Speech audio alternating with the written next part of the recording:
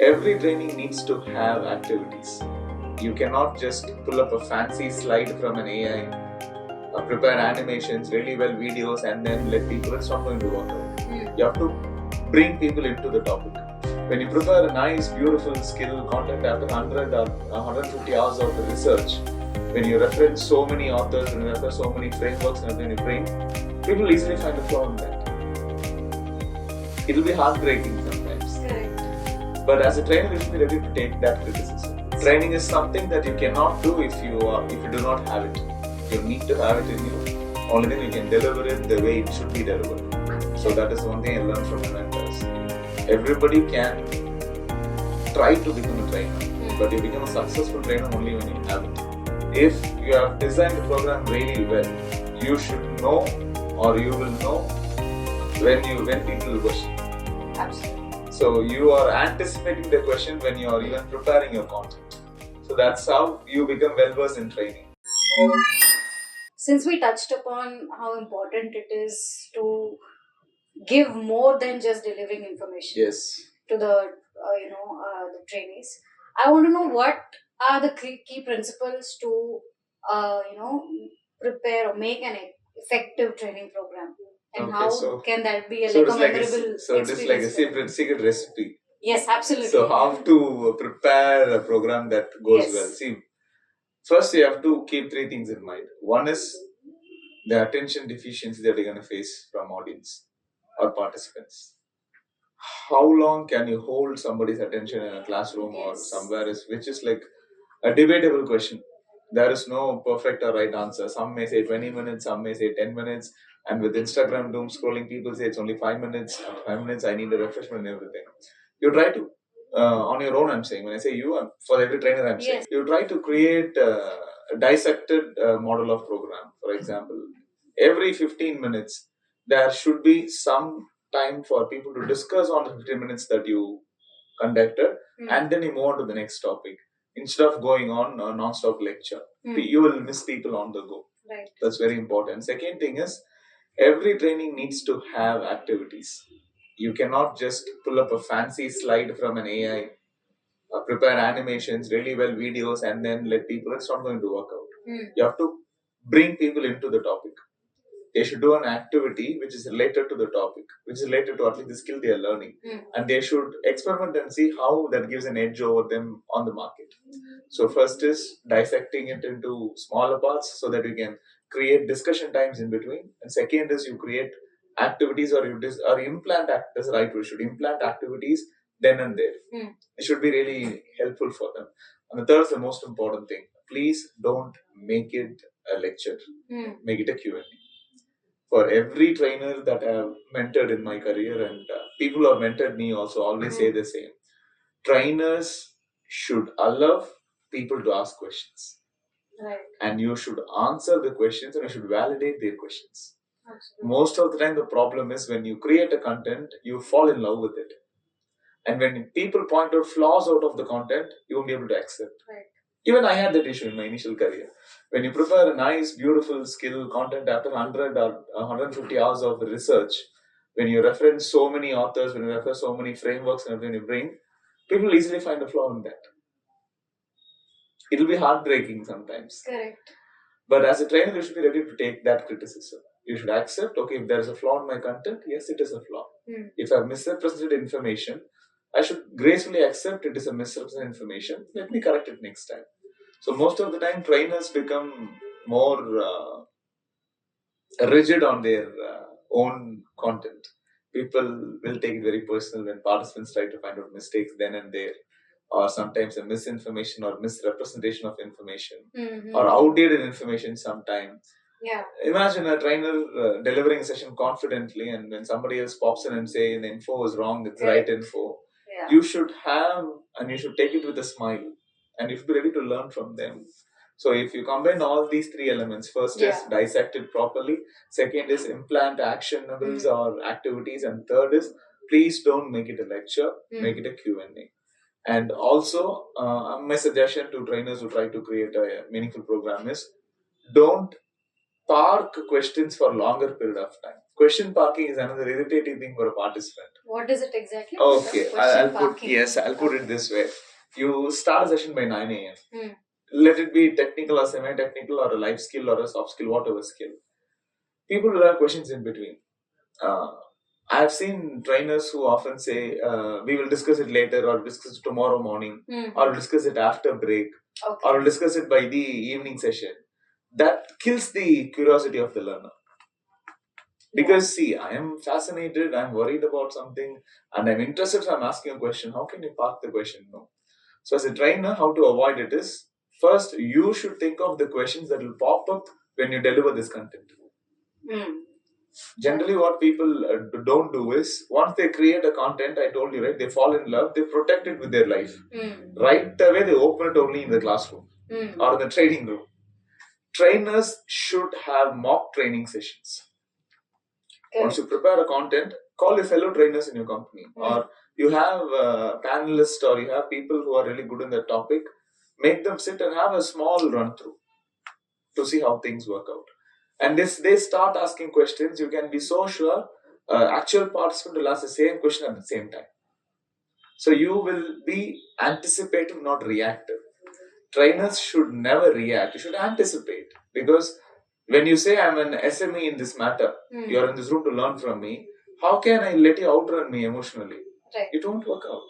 So trainers should understand that as well, and you should always put your ego behind the door when you're into training. Yeah, I think that's a thumb rule. Yeah.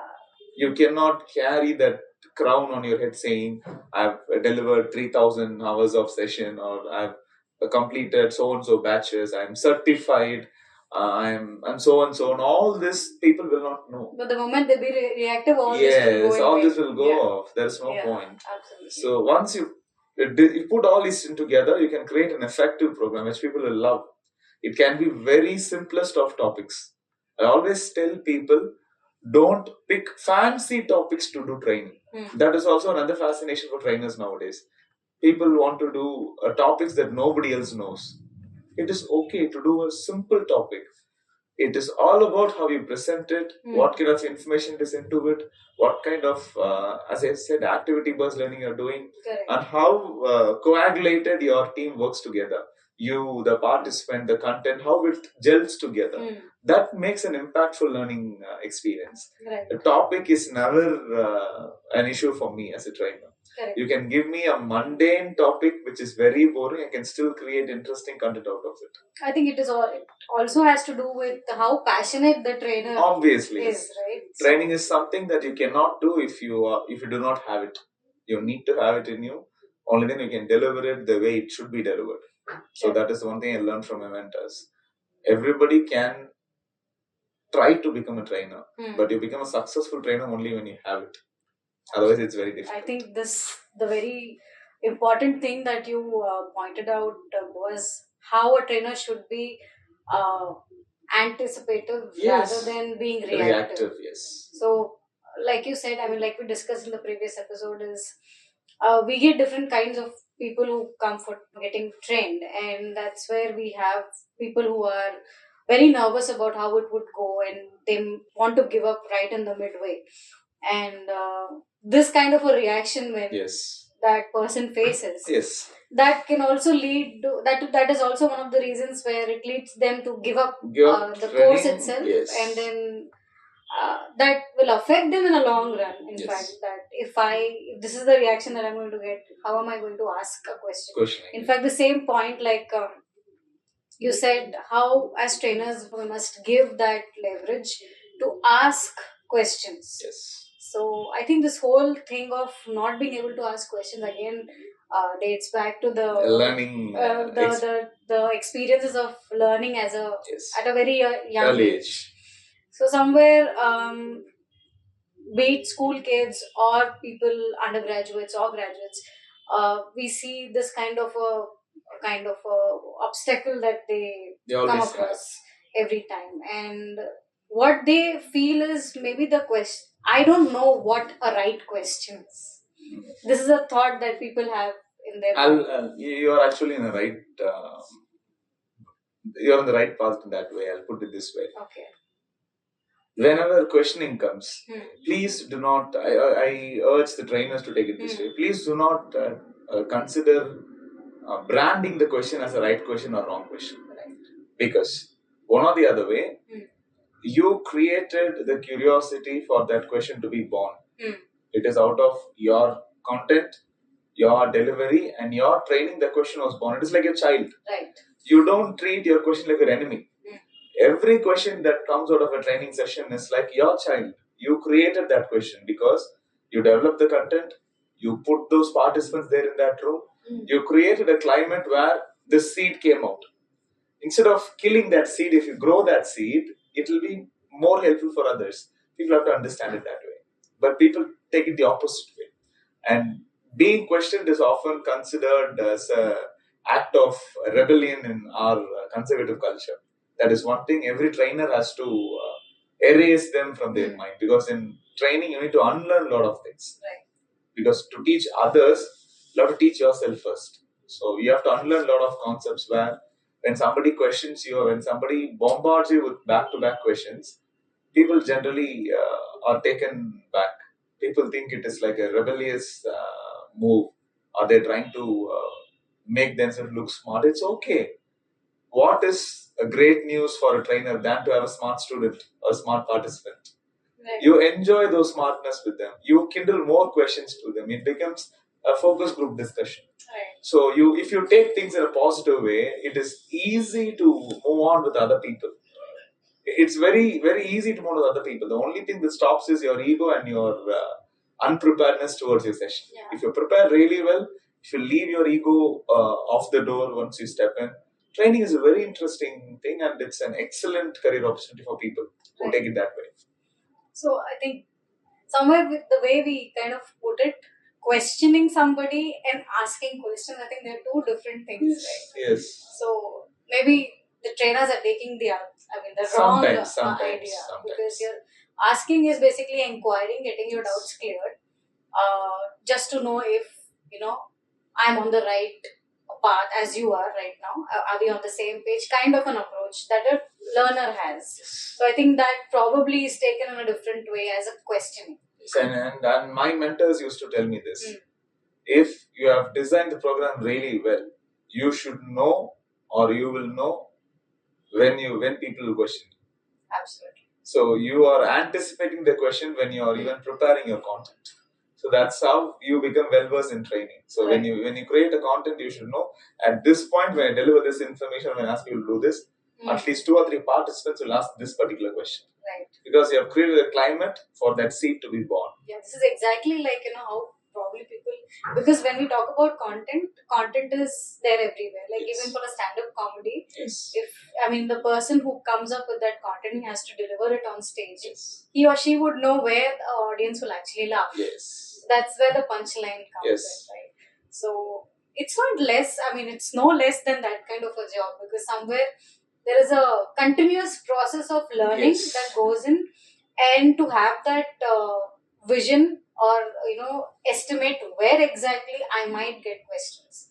So like we discussed earlier, that so much of homework has to be done from the trainer's side, so yes. that to be ready to be flooded with questions, yes. especially when you have inquisitive learners in your session. So yeah, I think that is somewhere trainers need to trainers has to responsive yes. rather than reactive. First, they should accept the fact this is how a training session will be. And I've seen at times where trainers may feel like I did a fantastic job. People were awestruck. Nobody even was ready to ask question. I would always say them, no, it is wrong. You cannot mesmerize people, do magic and go. There are times where trainers are expected to do that. I would say don't do that, because there are ways to teach you a topic where I will ask a question and have an answer in the content itself. I won't even let you ask a question. I've seen trainers like that. People who take the entire session like superstars, like they'll be in the limelight the entire 8 hours. People will be like awestruck at them, at their vocabulary, at their delivery, at their English, at their body language, everything. But will they learn? No. It'll be like watching a movie. You watch a movie, the heroes there, the heroes acting, everything is beautiful, they come out. I always say trainers, don't steal the limelight. In training, the trainer should be the last person in the limelight. Limelight should always be on the participants. Let them become heroes, let them talk, let them converse. You just facilitate it. So now facilitation is very less, training is becoming very more. In order to have a successful training content, you need to know how to be a facilitator. Never steal limelight. It's okay because you're the trainer. There is no point in establishing yourself in the because you're limelight. always on that platform. Yes. So you're So already let there. others take it. So that is one thing where I would like to urge to my fellow trainers or upcoming trainers that stop stealing the limelight. Let the people take it. You just be a silent facilitator who enjoys all these beautiful minds coming up with the learning process. So that is very difficult, but people have to learn to do that continuously. But at the same time, this also makes me think, like you said, like trainers have this kind. They are going into this fashion where the focus is more on mesmerizing everybody with the kind of delivery they have. But when I want to think from the being in the shoes of somebody who's listening to the session, um, it might also be possible that they have not come across something like this, or and in that state of mind they might not understand what kind of questions to ask. So is this even a point where I should be asking questions, or is it even a question can be coming out of this? Because it also may kind of have the person may have this thought that the trainer has so elaborately explained things. There's nothing more to ask. I don't think there's anything else. That is the biggest mistake a trainer can do. You can never get into a phase, or you cannot create a content where you explain it so much people don't want to know anything more about it. You're killing the topic there. Okay, so explaining more also is a danger. Yes. Okay. You cannot unravel everything and keep it ready for them to just absorb, eat, and go. I'll tell you why that is wrong. I'll tell you why. During the learning process, two things happen. You observe an information and you share the information. This is like the yin and yang of learning. Participants should not only observe, they should always share. Share, right. It can be an information, it can be an experience, that is okay. What will go wrong when you do this mesmerizing training where people are awestruck, they see a beautiful halo at the trainer, they're impressed by the language, vocabulary, body language, and everything. What happens is they get into full absorption mode. As I told you, it becomes a movie. And movies will always be very good to make you accept a theme, not the learning process. Let's say I'm taking a theme of how to treat a customer really good. I'm making a beautiful movie. You will watch it. You will accept the theme. Okay, a customer has to be treated good. But will you learn how to do that? No. You'll see somebody doing it. You will try to copy it for somebody. You'll forget it. So you should not make your learning experience as a movie experience. So once you do that, you only establish the theme of the program.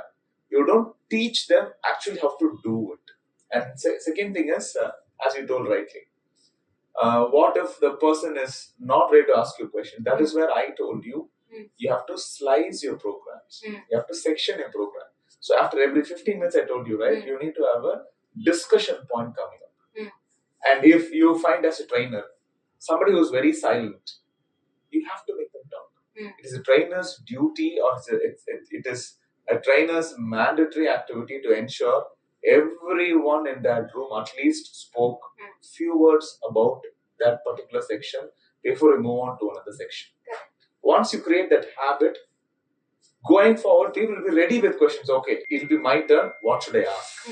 If you don't do that, what will happen? You create again a pool of superstars. So you are the main star delivering mesmerizing program.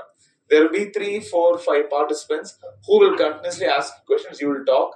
It will be a session between the 4 participants and 1 trainer, witnessed by 10 other participants. They'll be just silent spectator. They won't even talk, which basically replicates the school environment.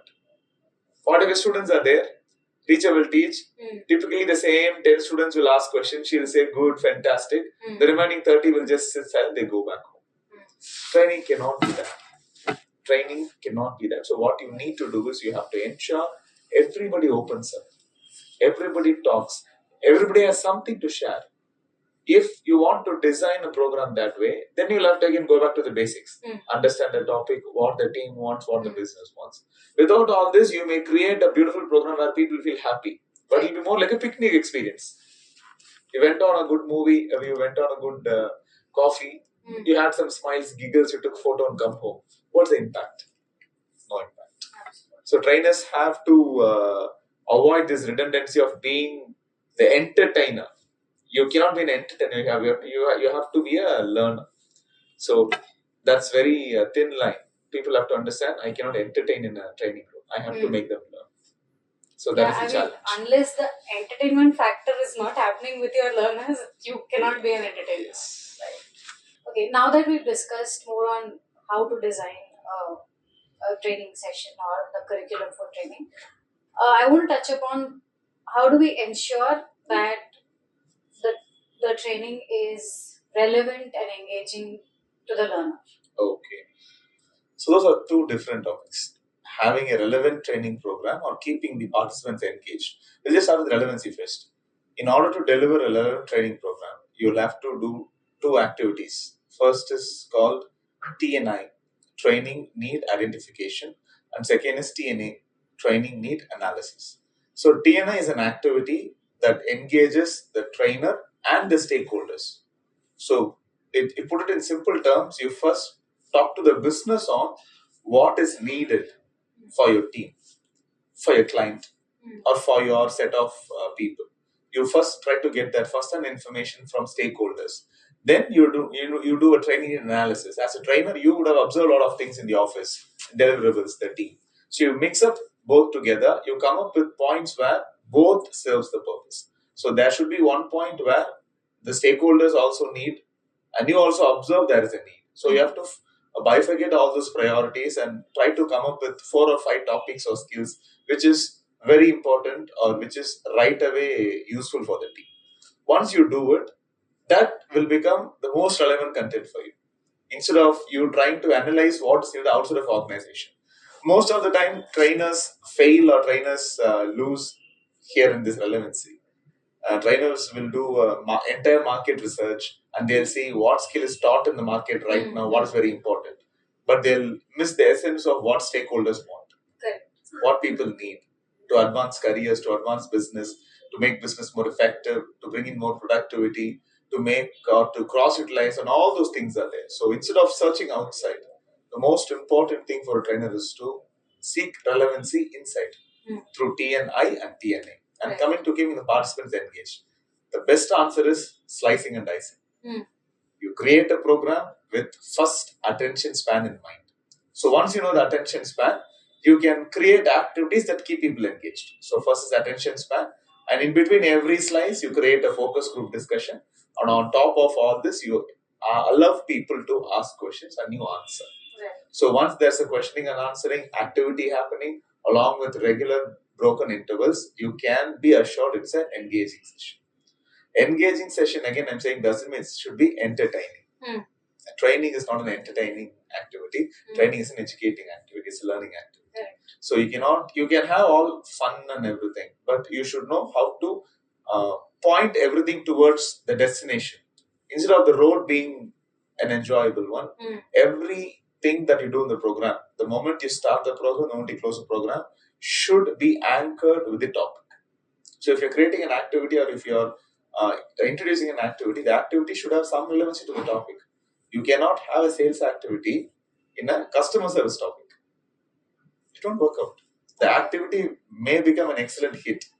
People may love it, but what impact are you going to do or are you going to create through that? No. Literally nothing. Right. So in order to have an engaging crowd and having relevant content, these two things you have to do. TNI, TNA, and ensure you slice and dice your program with regular intervals of focus group discussions along with Q&A so that people are into the topic more than the trainer themselves. Right. So I'm sure whoever is listening to us or watching us may also be curious to know other aspects of learning, much deeper aspects of learning and developing. So we have much more to catch up on. Definitely. So I think this was quite an insightful and great informative Thank you. Content that we could get from you. So stay tuned for the next episode where we discuss much more that is there in the L&D domain. So thank you so much. Thank you. We'll meet once again. Thanks, Yami. Thank you so Yeah. much.